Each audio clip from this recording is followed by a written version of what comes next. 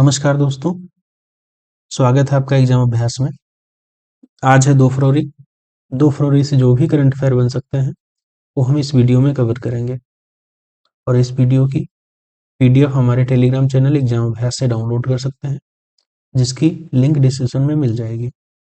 आज का पहला क्वेश्चन है,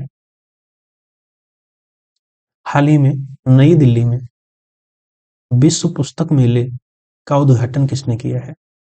तो विश्व पुस्तक मेले का उद्घाटन किया है द्रौपदी मुर्मू जी ने। प्रेसिडेंट द्रौपदी मुर्मू जी ने किया है। इस वर्ष मेले का मुख्य जो देश है रूस है। इसमें France, Argentina, Spain, Colombia, UAE और कतर सहित 50 से अधिक देश भाग लेंगे। ठीक है। अगला क्वेश्चन है, हाल ही में नवीन चावला का निधन हुआ है, वे कौन थे?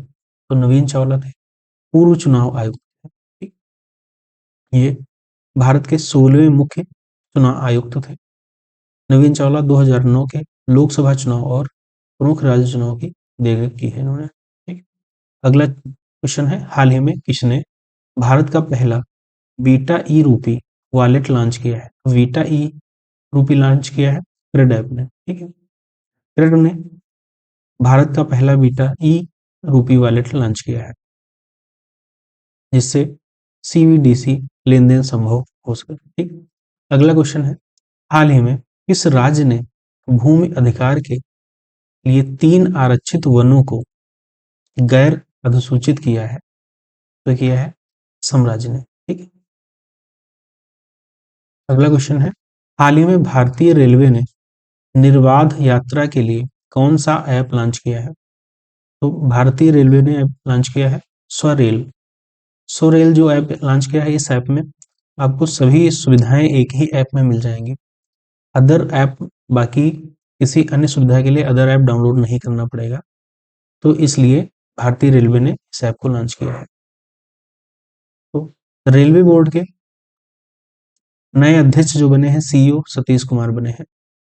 दुनिया की पहली high speed carbon fibre train बनाई गई है चाइना में। ठीक है, दुनिया की पहली सेल्फ ड्राइविंग ट्रेन लॉन्च की है जर्मनी ने।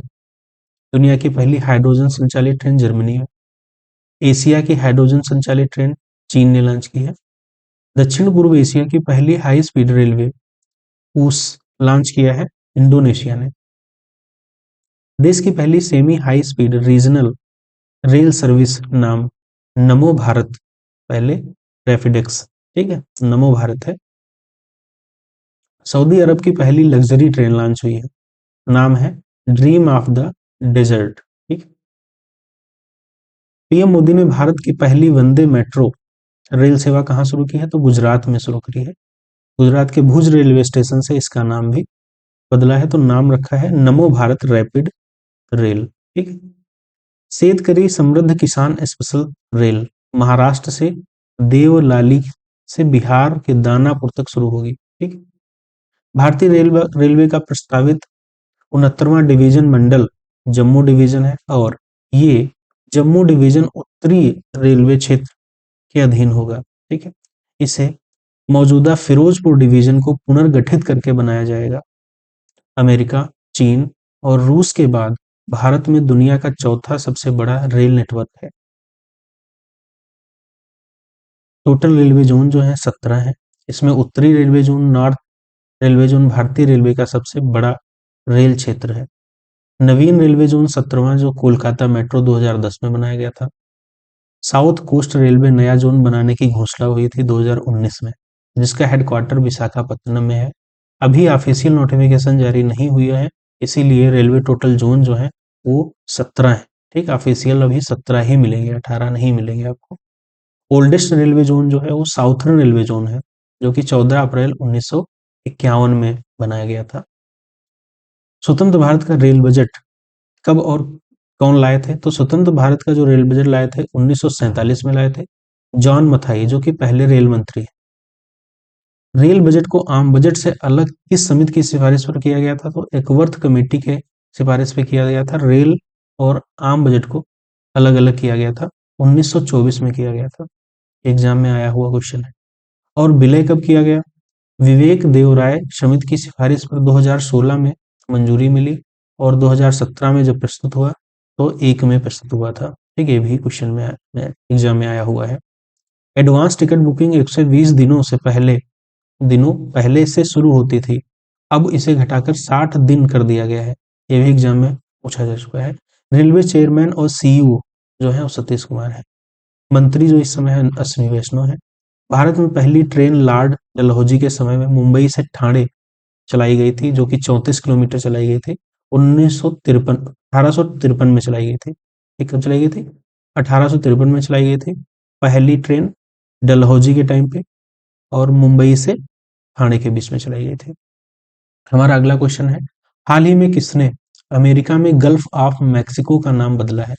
तो गल्फ ऑफ मैक्सिको का नाम बदला है गूगल मैप ने। ठीक है, गूगल मैप में गल्फ ऑफ मैक्सिको का नाम बदला है। ठीक है, गल्फ ऑफ अमेरिका करा है।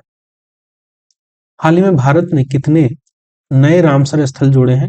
तो 4 रामसर स्थल जोड़े हैं भारत ने। ठीक है, भारत के अभी 4 रामसर स्थल बने हैं, तो टोटल इस समय रामसर स्थल हो गए हैं 89। ठीक है, तमिलनाडु में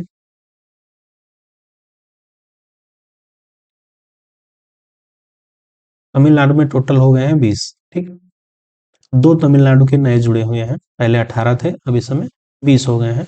टोटल रामसर स्थल जो है वो 89 हो गए हैं भारत में। तो 4 रामसर स्थल जो जोड़े गए हैं वो देखेंगे तो झारखंड का उधवा झील जो है वो रामसर स्थल में जोड़ी गई है। इस झील में 2 निकाय हैं, एक पटौरौन जो कि इतने हेक्टेयर है 155, और बेरहेल 410 हेक्टेयर है। वे एक जल मार्ग द्वारा आपस में जुड़े हुए हैं। ठीक, दूसरा है हेचे ओपारली वेटलैंड, तो जो कि सिक्किम में है। ठीक है, ये झारखंड की उधवा झील जुड़ी गई है, ये सिक्किम की वेटलैंड झील जो है खेचे पारली झील वेटलैंड है जो सिक्किम से। इसे स्थानीय रूप से हाट चोट पराली या सो दजो सो नाम से भी जाना जाता है, या ग्लेशियरों के कारण बनी एक झील है। सकरा कुट्टी पक्षी अभ्यारण्य तमिलनाडु में जोड़ा गया है, और हेर थंगल पक्षी अभ्यारण्य तमिलनाडु में जोड़ा गया है। ये दोनों तमिलनाडु के हैं। ठीक है, आधभूमि पर अंतर्राष्ट्रीय सम्मेलन जिसे रामसर कन्वेंशन के नाम से भी जाना जाता है, 2 फरवरी 1971 को ईरान में समझौता हुआ, जिसमें रामसर में हस्ताक्षर किए थे। ठीक है, ईरान में हुआ था 2 फरवरी 1971, तथा यह 21 दिसंबर 1975 को लागू हुआ गया। ठीक है, भारत ने 1 फरवरी 1982 को रामसर कन्वेंशन पर हस्ताक्षर किए। प्रथम भारतीय आर्द्रभूमि जो स्थल बनाया गया था वो केवलादेव राष्ट्रीय उद्यान राजस्थान था, जो कि पहला आर्द्रभूमि स्थल बनाया गया था। और चिल्का झील, ठीक है, ये दोनों क्या बनाए गए थे? प्रथम आर्द्रभूमि झील बनाई गई थी। चिल्का झील 1981 में बने थे। चिल्का झील उड़ीसा की है, और केवलादेव राष्ट्रीय उद्यान जो राजस्थान में है। ये दोनों प्रथम आर्द्रभूमि स्थल माने जाते हैं भारत के। तमिलनाडु में सबसे ज्यादा 20 रामसर स्थल हो गए हैं। ठीक है, पहले 18 थे। सबसे बड़ा रामसर स्थल जो है पश्चिम बंगाल का सुंदरवन है। ठीक, सबसे छोटा रामसर स्थल हिमाचल प्रदेश में रेणुका है। उदयपुर और इंदौर वेटलैंड सिटी प्रमाणन प्राप्त शहरों की सूची में शामिल है। ठीक है, उदयपुर और इंदौर। हमारा अगला क्वेश्चन है, हाल ही में अमेरिकी राष्ट्रपति डोनाल्ड ट्रंप ने कनाडा और मैक्सिको पर कितने प्रतिशत टैरिफ लगा दिया है? तो लगा दिया है 25%। हाल ही में अरब सागर में समुद्री डकैती विरोधी मिशन के लिए किस भारतीय आईएएफ के पायलट को सम्मानित किया गया है? तो सम्मानित किया गया है अक्षय सक्सेना को। ठीक है, हाल ही में गुनेरी को किस राज्य का पहला जैव विविधता विरासत स्थल घोषित किया गया है? तो गुजरात के गुनेरी को, ठीक है, राज्य का पहला जैव विविधता विरासत स्थल घोषित किया है। तो कच्छ का जो गुनेरी गांव है गुजरात का पहला जैव विविधता विरासत स्थल है, जो अपने अद्वितीय अंतर्देशीय मैंग्रोव पारिस्थितिकी तंत्र को संरक्षित करता है। गुजरात ने भारतीय भेड़ियों को के आवासों की सुरक्षा के लिए एटलस लॉन्च किया है। देश का पहला ये census of coastal and water bird, ठीक है, जामनगर में आयोजित किया गया है। गुजरात ने ग्रीन एनर्जी के लिए नई नीति घोषणा की है। ठीक है, गुजरात सरकार ने भाषा संबंधी बाधाओं को दूर करने के लिए सौर प्लेटफॉर्म लॉन्च किया है। छत पर सौर ऊर्जा स्थापित करने में गुजरात शीर्ष पर रहा है। गुजरात का मसाली गांव और सौर ऊर्जा से चलने वाला देश का पहला सीमावर्ती गांव बना है। दृष्टिहीनों की 23वीं राष्ट्रीय एथलेटिक्स चैंपियनशिप 2024 नाडियाड में शुरू होगी। गुजरात की सांस्कृतिक हस्तशिल्प विरासत घर चोला को भारत का जीआई टैग मिला है। भारत सरकार द्वारा जीआई टैग मिला है। अगला क्वेश्चन है, हाल ही में किस देश ने भीख मांगने को अपराध घोषित करने की योजना बनाई है? तो बनाई है पाकिस्तान ने। ठीक। हाल ही में तपन के बोस का निधन हुआ है, वे कौन थे? ठीक। तपन बोस थे, एक फिल्म निर्माता थे, जो कि 78 वर्ष की आयु में नई दिल्ली में इनका निधन हुआ है। हाल ही में भारतीय तटरक्षक दिवस कब मनाया गया है? तो भारतीय तटरक्षक दिवस मनाया गया है 1 फरवरी को। ठीक है, 1 फरवरी को बनाया गया है। 2 फरवरी को आर्द्रभूमि दिवस मनाया जाता है। भारतीय तटरक्षक बल 1 फरवरी 1977 स्थापना होती है। इसकी स्थापना किस समिति की सिफारिश पे की जाती है? तो रुस्तम जी समिति की सिफारिश पर तटरक्षक बल की स्थापना होती है। इसका उद्देश्य क्या है? समुद्र में तस्करी और अवैध गतिविधियों से निपटना और भारत के समुद्री संसाधनों की रक्षा के उपाय सुझाना। भारतीय तटरक्षक बल का पहला जहाज जो बना था वो ICGS कुठार था। पहले महानिदेशक वी ए कामत थे। भारतीय तटरक्षक बल के 26वें महानिदेशक DG परमेश शिवमणि। मुख्यालय इसका नई दिल्ली में है। इसका आदर्श वाक्य है वयम रक्षाम। अगला क्वेश्चन है, हाल ही में कहाँ सैटेलाइट टाउनशिप योजना को मंजूरी दी गई है? तो सैटेलाइट टाउनशिप योजना को मंजूरी दी गई है, तो कहाँ दी गई, किस राज्य में दी गई है? दी गई है कर्नाटक में। कर्नाटक में सैटेलाइट टाउनशिप योजना को मंजूरी दी गई है। कर्नाटक कैबिनेट ने बिदादी और हरोहल्ली के बीच 8,032 एकड़ में greater Bengaluru integrated satellite township को मंजूरी दी है। कर्नाटक में प्राचीन उमा महेश्वर धातु मूर्ति मिली है। कर्नाटक ने विदर्भ को हराकर 5वीं बार विजय हजारे ट्रॉफी जीती है। कर्नाटक सरकार ने वन अपराधों के लिए गरुणाच्छी ऑनलाइन FIR प्रणाली शुरू की है। एशिया सबसे बड़ा air show aero India 2025 Bengaluru में आयोजित किया गया है। ठीक है। भारतीय सेना ने भविष्य के युद्ध के लिए बेंगलुरु में AI इनक्यूबेशन सेंटर का अनावरण किया है। उबर ने बेंगलुरु में महिलाओं के लिए बाइक टैक्सी सेवा मोटो वुमेन शुरू की है। कर्नाटक ने राज्यपाल ने युवा शुद्धि अभियान शुरू किया है। अमेजन ने बेंगलुरु में अपना पहला Amazon future engineer maker space launch किया है। अगला क्वेश्चन है, हाल ही में पाली उमरीगर पुरस्कार से किसे सम्मानित किया गया है? तो पाली उमरीगर पुरस्कार जो मिला है वो जसप्रीत बुमराह को मिला है। ठीक। Polly Umrigar award best international cricketer को मिलता है, तो जसप्रीत बुमराह को मिला है। जसप्रीत बुमराह टेस्ट के जो है वो भी टेस्ट के ICC best cricketer of the year चुने गए हैं। ठीक है, Bumrah. Colonel CK Naidu life time achievement award मिला है सचिन तेंदुलकर को। Best international cricketer award women's में मिला है स्मृति मंधाना को। BCCI स्पेशल अवार्ड मिला है रविचंद्रन अश्विन को। Highest run getter in ODIs women मिला है स्मृति मंधाना को। और highest wicket taker ODI women's में तो दीप्ति शर्मा है। बेस्ट अंपायर डोमेस्टिक क्रिकेट में अक्षय टोप्टे। हाल ही में सोनम, अगला हमारा क्वेश्चन है, हाल ही में सोनम लोसार त्योहार मनाया गया है, ये किस समुदाय द्वारा मनाया जाता है? तो ये समुदाय जो तमांग समुदाय है इसके द्वारा मनाया जाता है। सोनम लोसार त्योहार मनाया जाता है। ये नए साल के तौर पे मनाया जाता है। भारत में इसे सिक्किम और दार्जिलिंग में भी मनाया जाता है।